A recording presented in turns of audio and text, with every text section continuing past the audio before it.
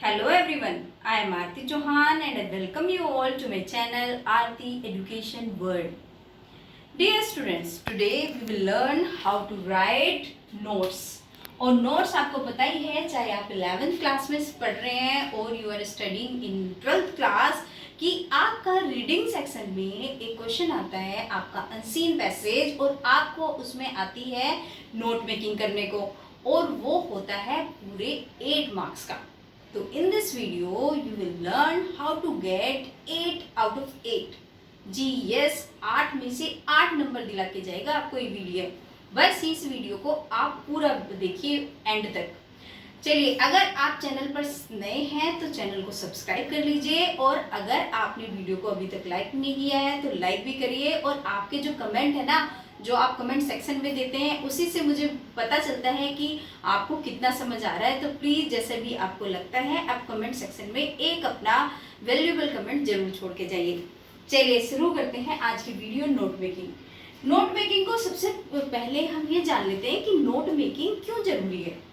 Note making में क्योंकि जो एग्जामिनर है हमारी एफिशिएंसी चेक करता है, कैपेबिलिटी से चेक करता है कि हमें नोट्स बनाना आता है कि नहीं आता, लेकिन इसकी ज़रूरत क्या है. आप इसको इस तरीके से समझिए.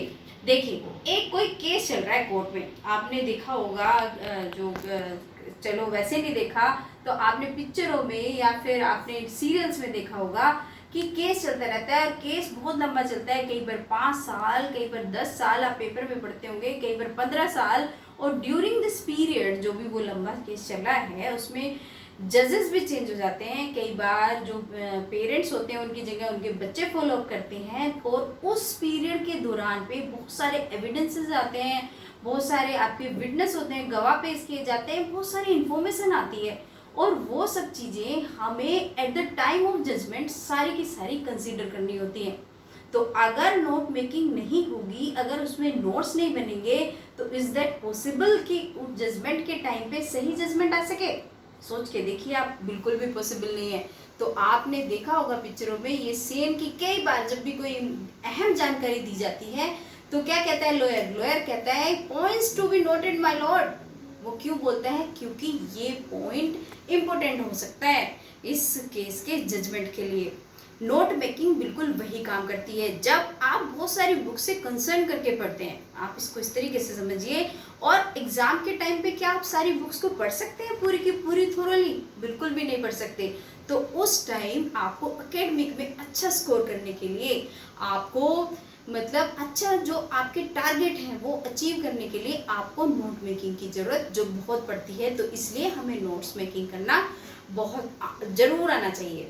देखिए, अगर आपको किसी भी चीज़ की इम्पोर्टेंस पता होगी ना कि इसकी हमारी लाइफ में क्या इम्पोर्टेंस है, तो उसको सीखने का जज्बा कुछ अलग ही होता है.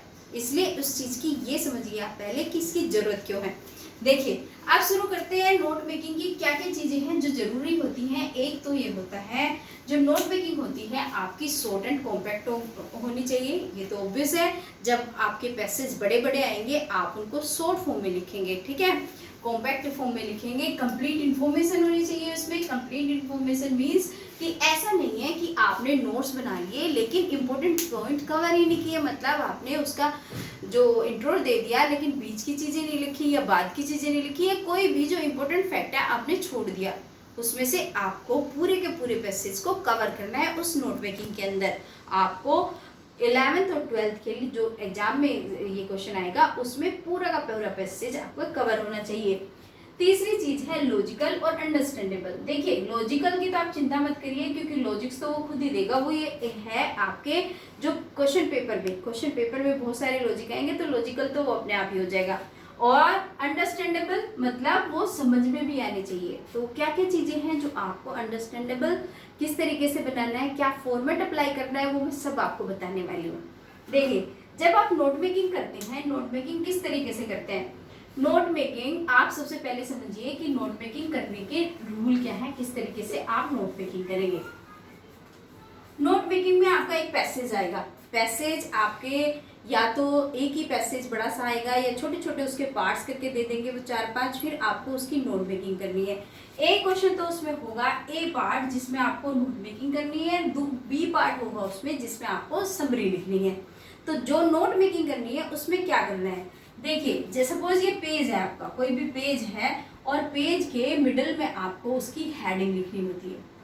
हेडिंग मीन्स जो उसका टाइटल, जो टॉपिक है। जब आप उस पैसेज को एक बार पढ़ेंगे ना, पूरे के पूरे पैसेज को, तो आपको वो पढ़ के समझ में आ जाएगा वो किस बारे में है। मतलब वो कंप्यूटर के बारे में है, वुमेन एम्पावरमेंट के बारे में, करप्शन के बारे में है, या फिर पोल्यूशन के बारे में। मतलब जब आप उसे पढ़ेंगे तो आपको वो समझ आ जाएगा। तो वही आपको उसकी हेडिंग, या इसको आप टाइटल बोल सकते हैं, टाइटल देना है। ठीक है, टाइटल, टॉपिक, सब्जेक्ट, जो भी आप इसको बोले, लेकिन इसको इसमें ये आपका मेन हेडिंग है। मेन हेडिंग है, इसके अंदर आपको क्या क्या चीजें और करनी है, उसके अंदर आपको करनी पड़ती है सब हेडिंग्स। ठीक है, सब हेडिंग्स करनी है। सब हेडिंग लिखने के बाद, जब आपने सब हेडिंग्स लिखी, उसके बाद आपको लिखनी पड़ेगी सब हेडिंग। कौन सी? सब हेडिंग। देखिए, मतलब ये आपका, आप इसको इस तरीके से समझिए कि आपने अगर इसको इस तरीके से पॉइंट दिया है, ठीक है, तो आप इसको 1.1 देंगे।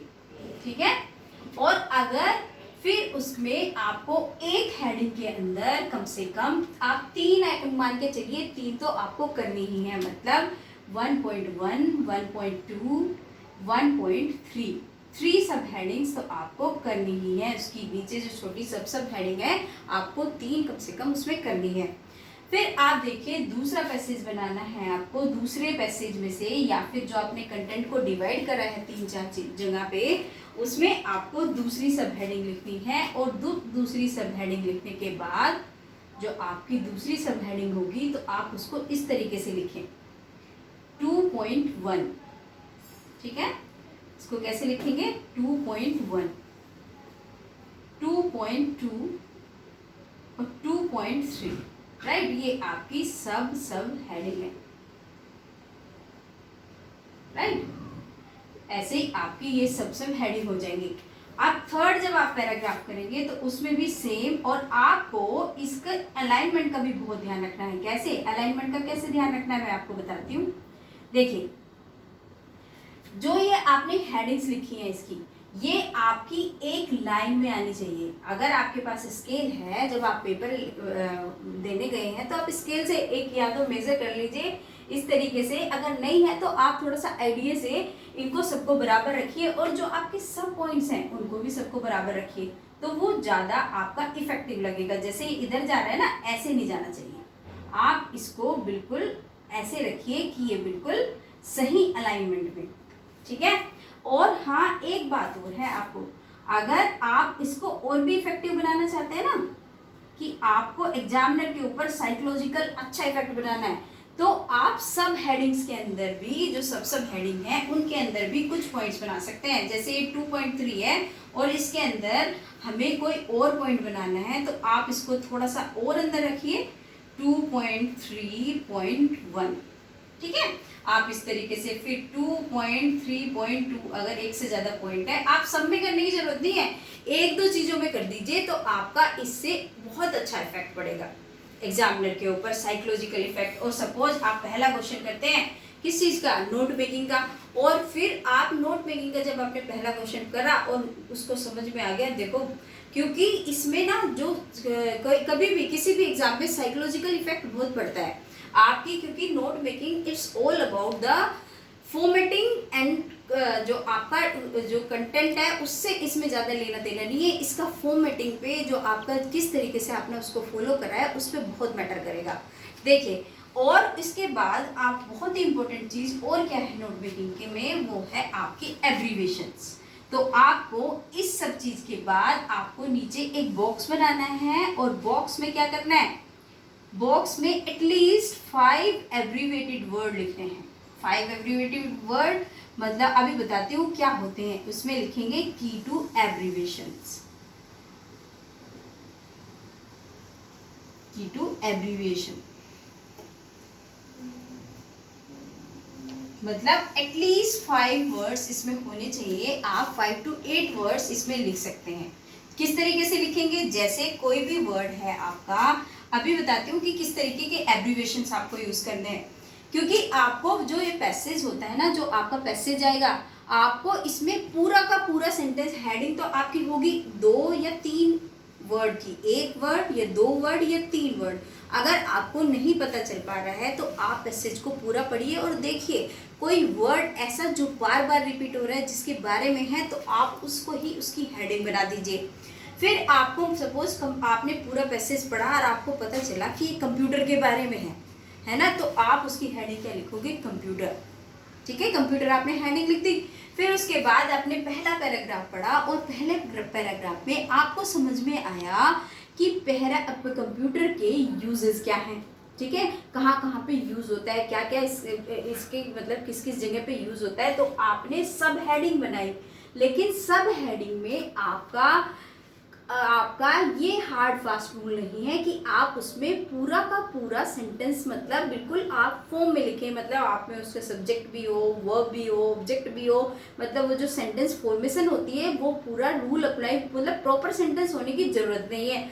आप उसमें शॉर्ट फॉर्म में लिखें, जैसे कोई भी चीज़ है, जैसे यूजेस ऑफ कंप्यूटर है, आपको लिखना है इसकी सब हेडिंग में, तो आप उसको यूजेस ऑफ कंप्यूटर इतना करके काम चला सकते हैं। ये होता है एब्रीविएशन। जब हम किसी शब्द को, किसी भी वर्ड को एब्रीविएट कर देते हैं, छोटा करने के लिए उसको, मतलब उसको बड़े को छोटा कर देते हैं और उसके आगे डॉट लगा देते हैं, तो वो होता है एब्रीविएशन।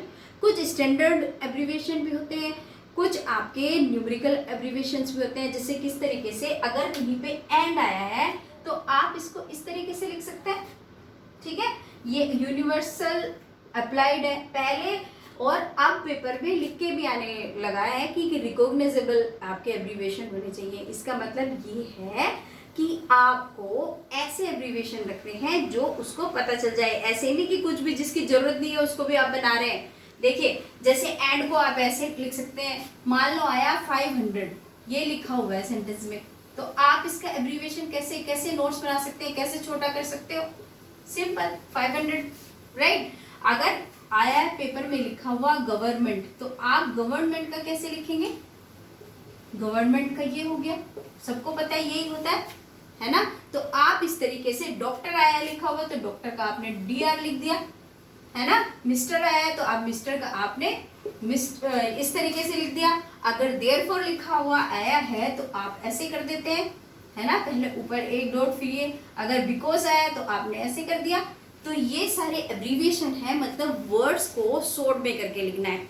आपको मैंने बताया इसमें आपको 5 से 8 वर्ड लिखने हैं और इसका आपको 1 नंबर मिलता है, ये मान के चलिए आप। अगर आप इसको अच्छे से लिखेंगे, मान लो आपने ये लिखा एंड, और एंड का एब्रीविएशन का लिखा आपने एंड, है ना।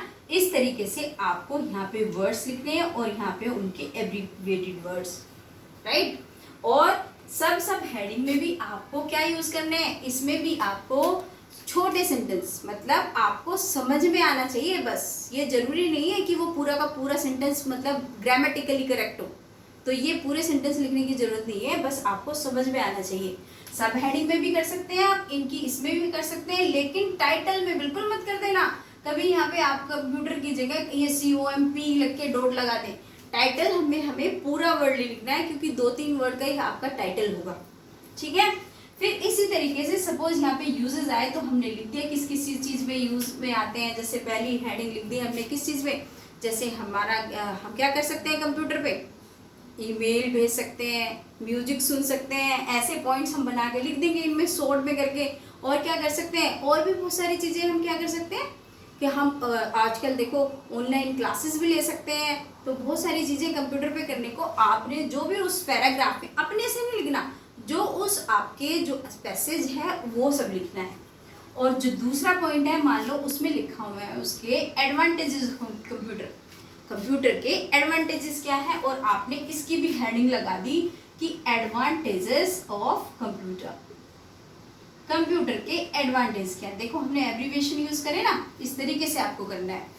तो एडवांटेजेस ऑफ कंप्यूटर में उसमें पैराग्राफ में लिखा है कि रीचेबल है हर जगह, मतलब इस टाइम पे लोग टाइम की सेविंग करता है, इस तरीके से लिखा है। मतलब रीचेबल भी नहीं लिख सकते तो आप ये लिख सकते हो टाइम सेव करता है, हम जल्दी से बैठे बैठे घर में कर सकते हैं, बाहर जाने की जरूरत नहीं पड़ती। मतलब जो भी उस पैसेज में लिखा हुआ है हम उसको यहाँ पे उसकी हेडिंग्स में डाल देंगे, ठीक है। अगर हमें लगता है कि इसमें 2-3 चीज़ें हैं, टाइप्स हैं या कुछ और चीज़ है, तो हम इसमें मैंने आपको बताया ना किस तरीके से करेंगे, 2 1 1 करके एक पॉइंट, फिर दूसरा पॉइंट, इस तरीके से जैसे मैंने ये बताया आपको, इस तरीके से कर सकते हैं। फिर लास्ट मान लो हमारा पैसेज है, हमने बनाया उसमें डिसएडवांटेजेस ऑफ कंप्यूटर, है ना। डिसएडवांटेजेस भी तो है।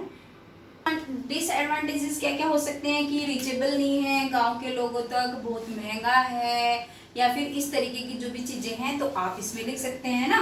तो ये सब चीजें कैसे, इस तरीके से आपको नोट मेकिंग करनी है, ठीक है। आपके इसका भी 1 नंबर मिलेगा आपको, और आपको इसका भी मिलेगा, और बाकी के जो 3 नंबर हैं आपको इस चीज के मिलेंगे। समझ लीजिए आप कि अगर आपको नहीं भी पता चलने ना क्या क्या इंपॉर्टेंट वर्ड है, तो उसमें लाइन तो होंगी, उनको ही छोटा करके लिख देना, क्योंकि कई बार कंटेंट से ज्यादा जो इफेक्ट डालता है ना ये डालता है। तो आपको 8 नंबर लेने हैं, किस तरीके से कि आपको फॉर्मेट में कोई चूक नहीं करनी, और अगर आप फॉर्मेट में कोई चूक नहीं करेंगे ना तो इसी से इतना इंप्रेशन अच्छा जाएगा ना एग्जामिनर के ऊपर कि आपको इसमें 5 में से 5 नंबर मिलेंगे। 5 क्यों बोल रही हूँ, क्योंकि ये 5 नंबर का है। एक क्वेश्चन होगा आपका 3 नंबर का, जिसमें आपको लिखने को आएगी समरी, ठीक है। समरी आएगी, तो समरी में क्या करना है, समरी में आपको अराउंड 80 to 100 वर्ड्स की लिखनी होती है। तो आप 8 to 10 लाइन, मतलब हाफ पेज आप समरी का लिखिए, वो मोर देन इनफ है। मतलब हाफ पेज ऐसा नहीं, क्योंकि हमारी वर्ड लिमिट है उसमें, अगर हम वर्ड लिमिट एक्सीड कर जाते हैं, समझिए आप बात को, तो हमें नंबर कट जाते हैं हमारे, क्योंकि इनको सही नहीं पता। समराइज फॉर्म में लिखना है, आपको ज्यादा कुछ नहीं करना। आप देखना अपनी क्या ये देखनी है आपको, जो आपने बनाई है नोट मेकिंग, उसके बेसिस पे आपको समरी करनी है। लेकिन समरी में आपको पूरे के पूरे सेंटेंस लिखने हैं, मतलब पूरा जो आपका स्ट्रक्चर होता है, जो फॉर्मेशन ऑफ सेंटेंस है, वो बिल्कुल ठीक होनी चाहिए। वो आपकी नोट मेकिंग नहीं, उसको आप ब्रीफली लिख रहे हैं। मतलब जैसे आप कोई भी स्टोरी है उसको शॉर्ट में करके, कोई पिक्चर देखी आपने 3 घंटे की और अपने दोस्त को कैसे 10 मिनट में सुना देते हो, वही कला आपको इसमें दिखानी है, ठीक है। तो इस तरीके से आप अगर नोट मेकिंग को अटेम्प्ट करेंगे ना, तो आपको 8 में से 8 नंबर लेने से कोई भी नहीं रोक सकता, ये मैं आपसे प्रॉमिस करती हूँ। आप एक काम कर सकते हैं कि जो ये टाइटल वाला है ना, इस टाइटल को आप चाहे शुरुआत में लिखिए चाहे बाद में लिखिए, लेकिन आप क्या करेंगे, इस टाइटल को आप ये करेंगे कि आप पहले ये सारा कंटेंट लिख लें अगर आपको समझ में नहीं आया, और बाद में आप टाइटल दे दीजिए जो आपने जगह बचाई है, चाहे ऊपर चाहे नीचे। और यहाँ पे जो आपने नोट्स बनाए हैं ना, इसको कैपिटल लेटर में आप लिखिए, NOTES नोट्स, ठीक है। स्मॉल लेटर में नहीं लिखना, नोट्स लिखना है कैपिटल लेटर्स में।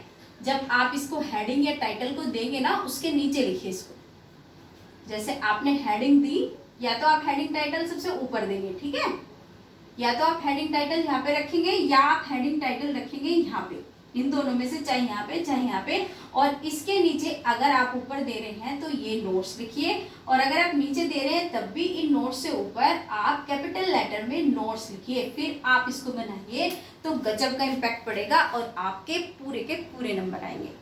और डियर स्टूडेंट्स, यही आज की वीडियो थी। अगर आपको मेरा पढ़ाया हुआ अच्छा लगता है, समझ में आता है, तो प्लीज़ चैनल को सब्सक्राइब करिए और शेयर करिए अपने फ्रेंड्स के साथ। Thank you.